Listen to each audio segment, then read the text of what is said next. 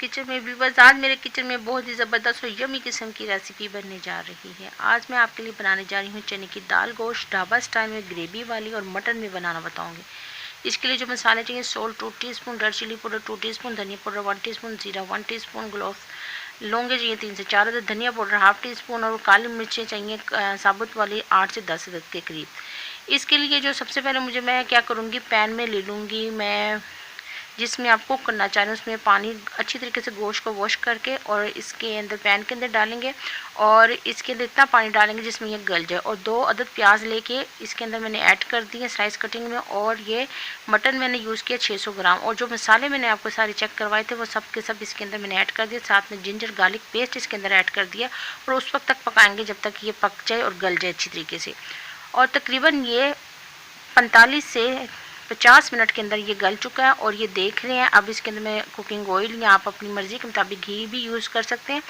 3 यानी कि ये बड़े वाले 3 ये गए हैं इसके अंदर, ये चम्मच यानी कि 1 कप के करीब कुकिंग ऑयल है इसके अंदर ऐड करके। टमाटर पेस्ट इसके अंदर मैं ऐड करूँगी, और टमाटर पेस्ट इसके अंदर मैं ऐड कर दूँगी जनाब, ये भी हाफ़ कप के करीब टमाटर पेस्ट मैंने इसके अंदर ऐड कर दिया।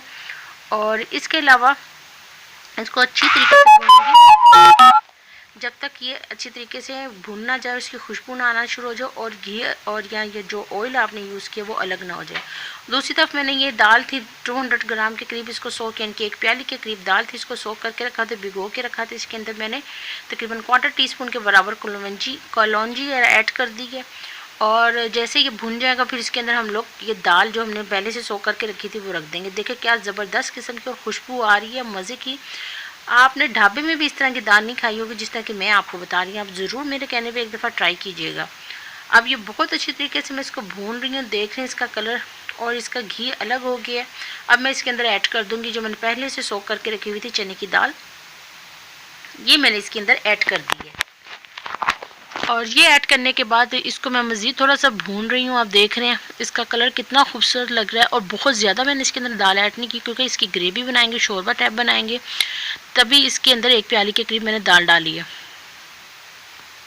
इसको खूब अच्छी तरीके से भून रहे हैं। और अब इसके अंदर हम लोग क्या करेंगे, जब इसको भूनते जाएंगे और इसको हम लोग सर्व करेंगे, आप लोग खा सकते हैं खमीरी रोटी के साथ, घर की चपाती के साथ, नान के साथ और बहुत सारी दूसरी चीज़ों के साथ। अब इसके अंदर मैंने लिया है 1 टीस्पून के बराबर ज़ीरा और 1 टीस्पून के बराबर काली मिर्च लेके उसको मैंने अच्छी तरीके से कूट लिया है। और दौड़ी में या किसी भी चीज़ में आप कूट सकते हैं। वो इसके अंदर ऐड किया और पानी इतना ऐड कर दें जिसमें दाल गल जाए और जिसमें ग्रेवी भी रहे।